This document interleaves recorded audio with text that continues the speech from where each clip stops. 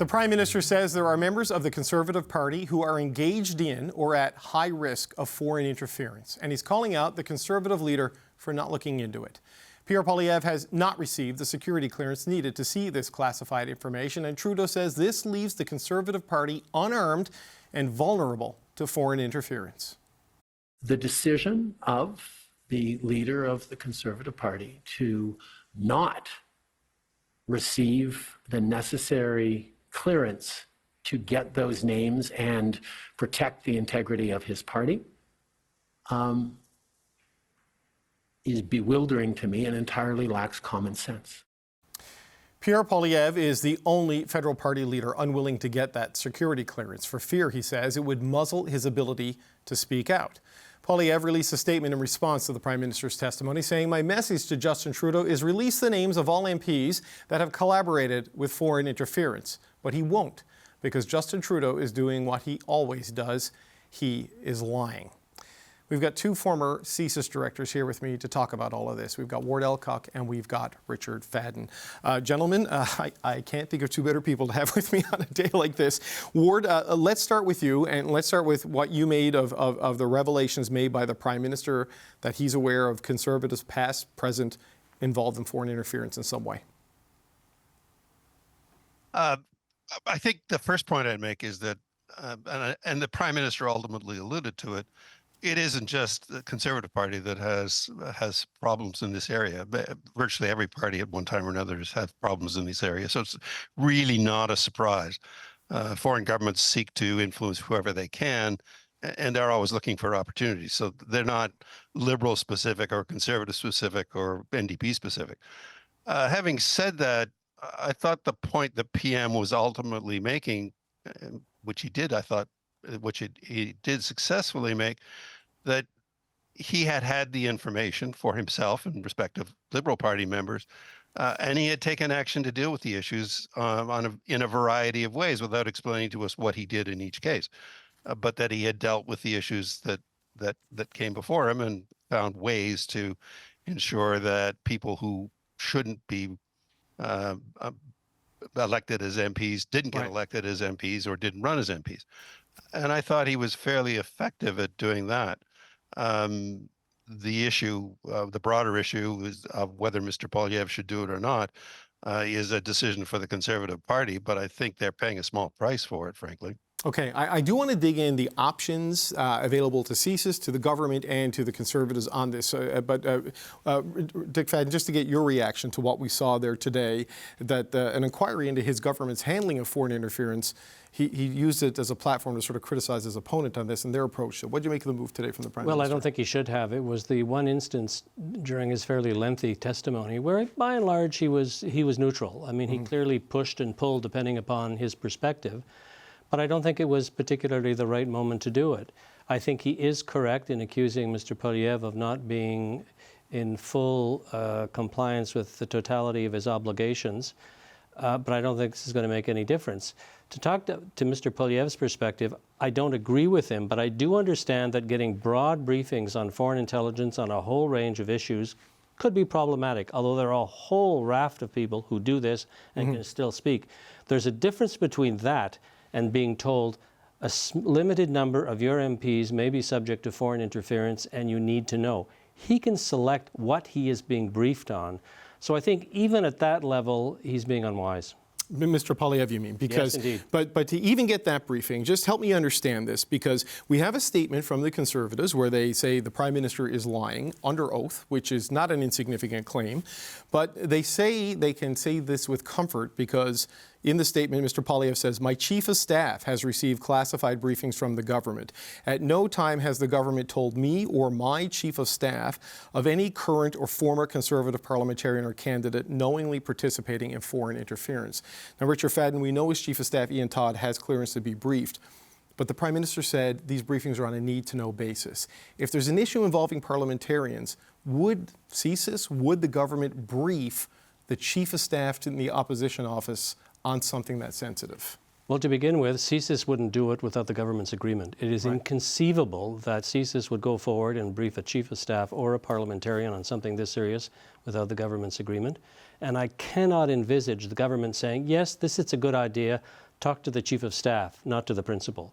So I think this is a little bit stretching the circumstances to suit a particular political objective. So you would not advise briefing a chief of staff as opposed to the actual party leader in your own job? Never. Ward Elcock, how do you see that? What could the chief of staff do with the information? Mr. Poilievre doesn't have a clearance, so the chief of staff can't tell him the information, and the chief of staff has no power to do anything about the MPs or make decisions about the MPs because he's not the leader of the party. There's really no point to briefing the chief of staff on those issues.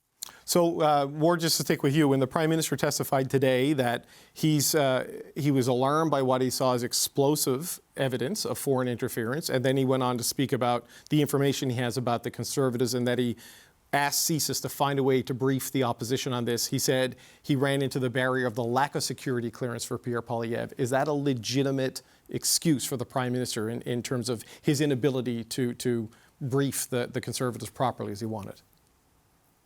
Yes, I think it is, and I think the response from the Conservatives, which was to allege the Prime Minister is lying, is, I mean, the Prime Minister's statement was provocative. The Conservative response is equally provocative and irresponsible. Okay, so Richard Fadden, is there a method short of Mr. Poilievre having security clearance where they could disclose to him information of this kind, of people in the Conservative Party who are either compromised by a foreign state or targeted by a foreign state? The whole objective of the security clearance process at the level of the federal government is to make sure that classified information is not passed on except to people with security clearances. So the short answer to your question is there is no other way of doing it. He needs a security classification, a security clearance. And the Prime Minister was correct, I think, when he explained at some length that being a Privy Councillor does not give you access to information. It's an honour that many people acquire by serving in the Cabinet and elsewhere. Nothing to do with security clearance. Okay, so this is an important point because defenders of Mr. Poilievre has said he was a cabinet minister in the Harper government. He would have had security clearance at that point in time. But Maxime Bernier was a cabinet minister in the Stephen Harper government. He's still a Privy Councillor. I don't know if anyone would suggest his security clearance is still valid. So what's the process there? It has to be renewed? How does it work? Well, if you've been a cabinet minister or anybody else for that matter, Ward or I, who've had a security clearance, and a year or two after you had your clearance, they would probably renew it after a quick check. If it's been some time, a la Mr. Bernier, they would start all over again.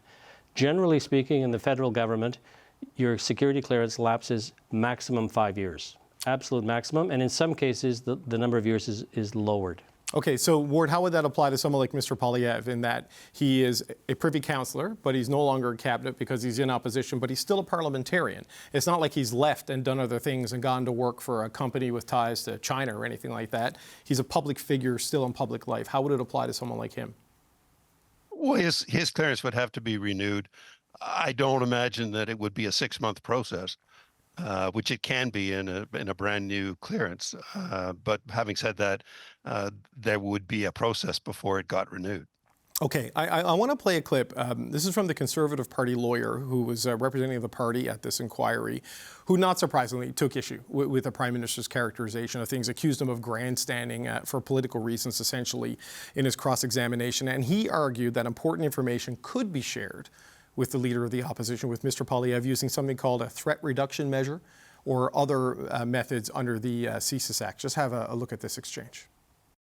The TRM would be unable to identify which of those individuals are in question unless the leader chose to get a security clearance to be able to hear those names. And the fact that the leader does not leaves him in a position of being unable to protect the integrity of his party. I'm going to suggest that you're wrong on your understanding of the law as to what a TRM can and can't do and who it can be directed to. And I'm going to suggest that the fact that you leveled this accusation earlier today and didn't mention the possibility of a TRM was just for the purpose of grandstanding here today. On the contrary. Okay, on the contrary. Ward Elcock, what's your view on this? Threat reduction measures have been used in the past. They've been limited in some ways, successful in others. How does it apply to this circumstance? Well, the threat reduction measures came in after I left as director, although to be honest, there have always been some things that have been done which would be the equivalent of threat reduction measures in modern parlance. It was stretching the limits, but on occasion things could be done that would be called threat reduction now. Threat reduction doesn't really, in this case, get you in any further ahead. In some cases, you might be able to do a preventative briefing to an MP that might assist him in knowing what he was actually confronting or where he was being led, but you still wouldn't be able to provide him with chapter and verse on what was going on, and nor would you be able to provide it to the leader because you're doing a threat reduction measure. You wouldn't give him all the information if he didn't have a security clearance. So there really is nothing that a threat reduction measure is going to do unless it's somebody who is entirely unwitting and you can give them enough information to point them in the direction that maybe they should be careful or think about what somebody is telling them. Yeah, I mean, Richard Fadden, we saw threat reduction measures used with Michael Chong about his family being targeted by the Chinese government in Hong Kong. They were so vague, he didn't understand the full implications of it until the documents got leaked to the Globe and Mail. One of the reasons we're here today. So how do you see this? Can a threat reduction measure be used on this issue of MPs about the questions about the leadership race in the Conservative Party that NSI COP found? I don't think so. I think Ward is essentially correct. In order for a threat reduction measure to operate successfully here, you would have to provide classified information to a reasonable level to get people to shift their behavior and their way of thinking. You can't give classified information to people if they don't have security clearances. Can you muck around on the margins and try and get people to think differently? Yes, but that's not what we're talking about. I do not believe this is why the threat reduction measures were introduced in the CSIS Act. You may be able to stretch them to the utter limit, legally, not the model that people had in mind when these were introduced in the CSIS Act, and I don't think they would work here. This got extremely political today. Right? There are important things being talked about primarily in a lot of the other examinations in terms of how to deal with the safeguarding of certain things. But, the central headline coming out of this is the allegation, Dick Fadden, that the Prime Minister has made here, essentially accusing the Conservative leader of being unserious about this. What do you make of where we are at the end of his final testimony at this inquiry? Well, I think in the end, history will say if he had not made that accusation, he did a very good job of being a witness. He was fairly balanced, he gave reasonable answers, he pushed and pulled depending upon what his perspective was. But I think in the final analysis, he lapsed into really extreme partisanship when he made this accusation. And he made it in terms that could not help but enrage the Conservative leader. So if that was his objective, I think it worked. Did it advance the cause of national security? Did it advance the interest of the inquiry and the commissioner's work? I'm not so sure. What about the public's understanding of things? Because this whole, I can't read it because I'll be gagged, and it's a trap, as Mr. Blanchette described it at one point in the process, I think during the David Johnston phase of this. Some of the conversations we're having now about how security clearance works, is that useful, or is this all just partisanship? No, I don't think so. I mean, to give you an example, when I was still working, I appeared before parliamentary committees, and God knows I had enough classified information to fill, I would imagine. Big box. Yeah. But I was still able to take that information and to paint a picture of context and of environment. Just because you have a security clearance doesn't mean you have to become a Carthusian monk and never speak. There are all sorts of people who have security clearances, both in this country, in the United Kingdom, and in Australia. You have to be careful, and as I said a little bit earlier, the individual can select on what he wishes to be briefed. Now, if he wants to maintain utter and complete independence to criticize the government on the Indian issue, then you don't take a briefing on the Indian issue. But that doesn't mean more broadly on FI, you shouldn't be able to take a briefing and still talk about it. A whole bunch of people in and out of government do it on a regular basis. Ward, what are your thoughts as a final point on what Dick had to say there, that the Prime Minister went into extreme partisanship, but maybe he delivered the message politically, I guess he wanted to deliver, in sort of undercutting the security clearance arguments? Look, I mean, I spent more than 40 years in government. To expect politicians not to be partisan is a bit like expecting chefs not to cook. I agree with Dick that it did to some extent mar what was a pretty impressive performance by the Prime Minister, frankly. But having said that, this is a Royal Commission. Most Royal Commissions have a large dose of political whatever around them, especially when the senior politicians are part of the process. So it's inevitable and inescapable, and one could wish that it didn't happen. And Dick's right that it would be better if it didn't happen, but that's politics. It is politics. Look, I want to thank you both for being here. There's a bunch of other things I do want to talk to you about at another time, India being one of them. We talked about it a bit on Monday, Dick, but we'll have you back. Ward Elcock, Richard Fadden, former CSIS directors, thanks so much for being here today, gentlemen. I have the names of a number of parliamentarians, former parliamentarians and/or candidates in the Conservative Party of Canada who are engaged or at high risk of, or for whom there is clear intelligence around foreign interference. The decision of the leader of the Conservative Party to not receive the necessary clearance to get those names and protect the integrity of his party is bewildering to me and entirely lacks common sense. It's simply irresponsible. It is so egregious to me. Well, Conservative leader Pierre Poilievre issued a statement saying Trudeau is lying and did it under oath. And at the inquiry, the lawyer for the Conservatives accused Trudeau of grandstanding. Here's part of their exchange. Are you aware that there are other security cleared individuals within the CPC that can and do receive regular security briefings? I think you're speaking of Ian Todd, the Chief of Staff. Among others, yes. I can't help but imagining how people would react if I sort of sat back and said, well, no, Katie Telford got cleared on this information. She made a determination about who could run for me or not, and I don't need to worry about that sort of stuff. Canadians didn't elect, or Conservative Party members didn't select Mr. Todd to make decisions about who could run for the Conservative Party of Canada. They expect Mr. Poilievre to take those decisions, but he has decided that he doesn't want to take those decisions. Okay, an eventful day. We're going to talk about this with the Power Panel. Amanda Alvaro is a former Liberal Party communication strategist.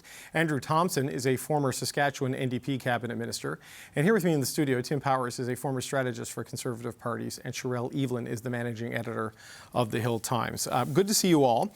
Just a little bit of information on the interview we did off the top of the show with Richard Fadden and Ward Elcock, who are former heads of CSIS and other, national security roles in government.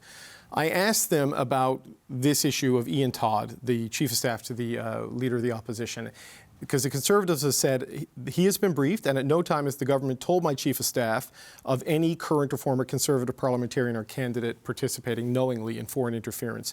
And Richard Fadden and Ward Elcock said you would not brief the Chief of Staff to the Opposition Leader if the leader didn't have security clearance. You just don't give that kind of a briefing to a staff person like that.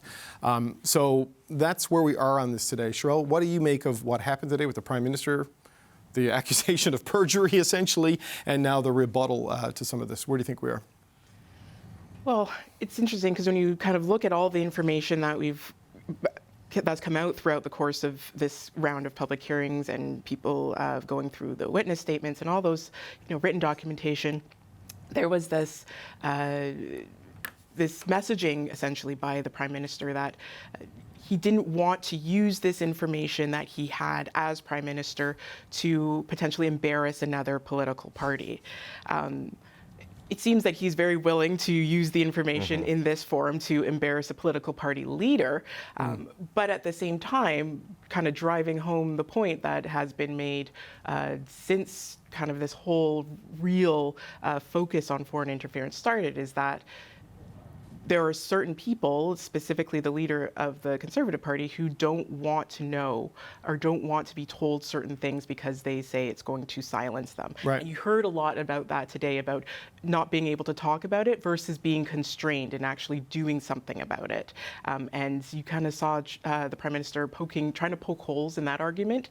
Yes, it's politics. Yes, it's grandstanding, but he's also, I think, making a legitimate point. So on that, Tim, this is the other thing I talked about. Richard Fadden made this point, and look, they're the former heads of CSIS, not me. They're expert witnesses, in my opinion. He said, look, I would go and testify at committee with volumes of secret information that I couldn't talk about, but I could deal with things and I could tell a story and provide context for people.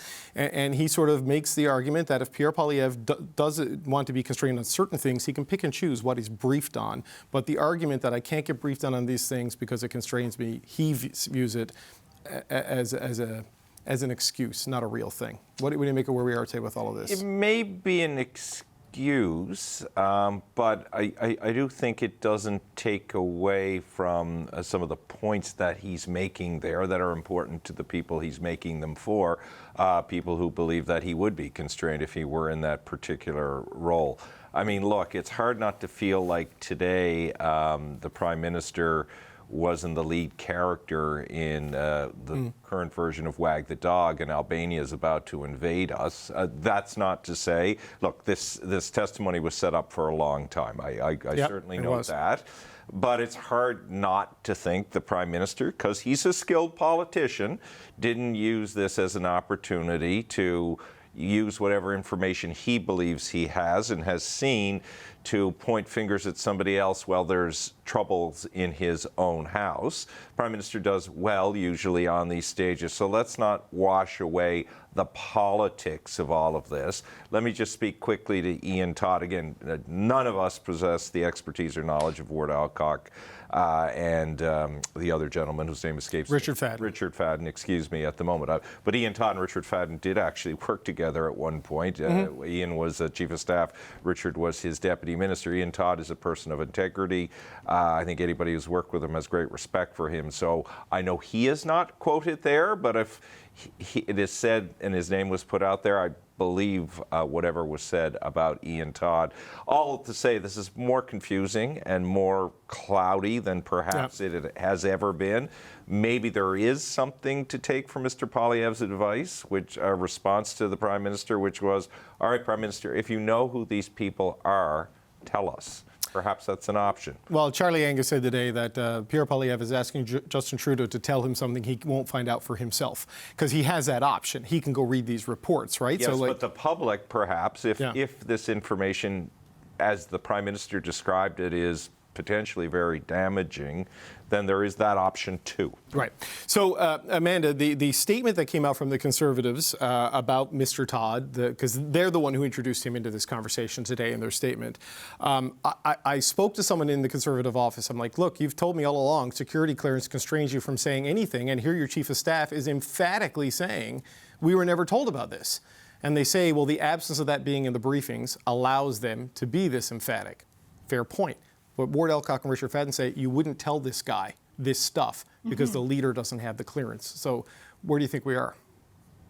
So isn't that kind of the definitive word on it then? Like, he can't have access to that information, but Pierre Poilievre can, and he's decided not to. And that was the big takeaway from today. I mean, the Prime Minister didn't invite himself to this hearing. You know, he's there because he had to be there and he had to answer these questions. And some of these questions, most of these questions, are about the threat, real or perceived, of foreign interference and the integrity of the parties who are affected by it. So the fact that the leader of the opposition, that Pierre Poilievre, has stated that he refuses to get this information and has now called on the Prime Minister to make it public, like presumably he understands what words like classified and top secret mean. And Tim, you know too, the Prime Minister can't just air these names to the public. But the leader of the opposition has access to them. And despite the fact that he has access to them, he refuses to get that information. So the prime minister used the word bewildering. That was for sure my takeaway. Like, is anyone buying this argument that the reason why the leader of the opposition won't get this information is because he then can't ask questions in the House of Commons? He has 118 other MPs. Arguably, one of them could ask a question about foreign interference. This is just a very strange thing. And a big table has turned now, because clearly the Conservative Party wanted the focus on Trudeau and the Liberal Party and the government. And instead, the focus is now turned on the Conservative Party and this huge question. Somebody who wants to be prime minister refuses to get this information. Why?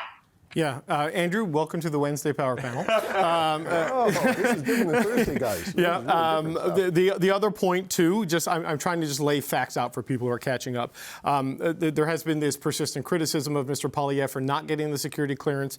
A lot of Liberal partisans are trying to build conspiracy theories around it. I'm not engaging in that. Conservatives have argued he's fine. He's a Privy Councillor. He was a cabinet minister. It's not a problem. Elcock and Fad made the point. That all expires. Privy Council is for life. Security clearance needs to be renewed. So if he wins the next election, he's going to have to go through a security clearance thing to come back in and do this. So, Andrew, where do you think we are after the Prime Minister's allegations and Mr. Poilievre's rebuttal of calling him a liar? Well, the Prime Minister had a pretty good day in front of the committee. By the looks of it, he was able to lay out both his own action in dealing with allegations within the Liberal caucus. And I think we need to understand that these are allegations that are not focused at just by one country or on one particular caucus. It certainly goes across that, and I think the Prime Minister did a fairly good job today of explaining the powers that a leader has to deal with these issues and how he dealt with it, certainly around the Han Dong issue and others. This does, I think, put Poilievre in a difficult spot for two reasons. One is the allegations do seem to involve India, which of course is front page news these days. And the second is it doesn't, to borrow both what Mr. Poilievre loves to quote and what the Prime Minister did today, it defies common sense that you wouldn't want to know if members of your caucus were in fact compromised. Now, that's not to say that Poilievre doesn't read the documents or get the briefing and say, well, there's nothing actionable here, or mostly it's my members who were under threat of foreign interference, not engaging in it. I mean, there's all sorts of other ways around it, but in the absence of knowing, it looks like he's not prepared to clean up his own house, which is dangerous for a party wanting to form a federal government. So, Andrew, I want to ask you a question about this, because I was struck by what Richard Fadden said to me, that you can get security clearance. You don't have to get briefed on everything. So you don't have to be constrained on everything. You can be briefed on specific things. Page 32 of the redacted NSI COP report is a redacted paragraph that says, this paragraph was deleted to remove injurious or privileged information. The paragraph described India's alleged interference in a Conservative Party of Canada's leadership race. You can get briefed on the leadership race you won to see what the vulnerabilities are, so you can deal with it. And what's he going to ask the Prime Minister in question period about India meddling, allegedly, in the Conservative leadership race? That seems like something you can take action on using the steps laid out by the former CSIS director. Well, exactly. It's something you'd probably want to make sure that you had an understanding of, because there's certainly been lots of allegations about how that was used against Patrick Brown early in the race to pressure him out. And, I think that this is one of those things where if you're wanting to prove both that you've got legitimacy in your own office, but that you've got the ability to, ride herd over a caucus that may be targeted or unwittingly or wittingly, I guess are all the words we put together now to explain this, involved in foreign interference, then, it would seem to behoove you to actually engage in that process. And I think that this argument that somehow it always has to play out in a political debate in Parliament on the floor of the House of Commons just is not the way that current politics works. Yeah, I mean, sure, there's not many things I look at the United States right now and say, I wish our politics was more like that. But on national security, like, they go into like SCIFs, right? Secure, briefing rooms, and they go through it as across party lines and talk about like serious threats and interference. Now, I know they're the superpower of the earth, but increasingly with what we're learning, with the India allegations and everything, there needs to be a shift to that in this country, that just partisanship is just getting in the way. It's absolutely getting in the way, and we saw it kind of play out here today, that the first instinct is never, a self-reflection, it's to attack.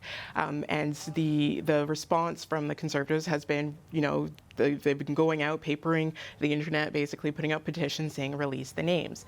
One of the things that the Prime Minister raised during his testimony was that some of these names, they may not be correct.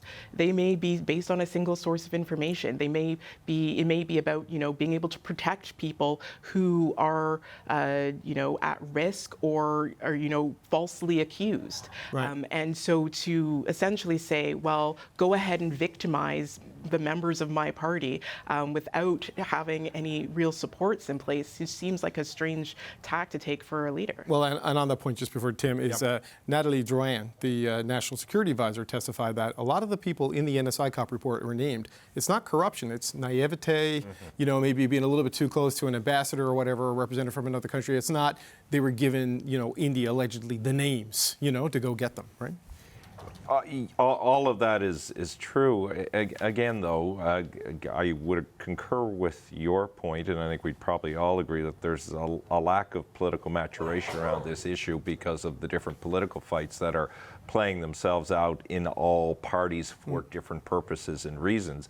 To Cherelle's, arguably if the Prime Minister was concerned about people being impacted, he could have been even more judicious in his language. He did throw out a big water balloon that he did hope would splatter, and arguably it splattered a little bit and got some people wet. Or he could have been more precise in his language and said, well, in 2021, there was a report of, instead of this broad statement of parliamentarians, there were 5 senators. But then you're pinpointing people, right? And this is the challenge. Well, are you? They can't name names because of the weakness of intelligence versus evidence, and because of national security laws. But when Pierre Poilievre calls him a liar, accuses him of lying under oath, how do you know? You haven't read the documents, and we've heard from the CSIS chiefs and the Prime Minister today, your staff can't get this briefing, right? So here we are. Just as a final point. Yeah, I assume Pierre Poilievre feels he has the latitude, particularly to say that among those people who strongly support him, who hold that view.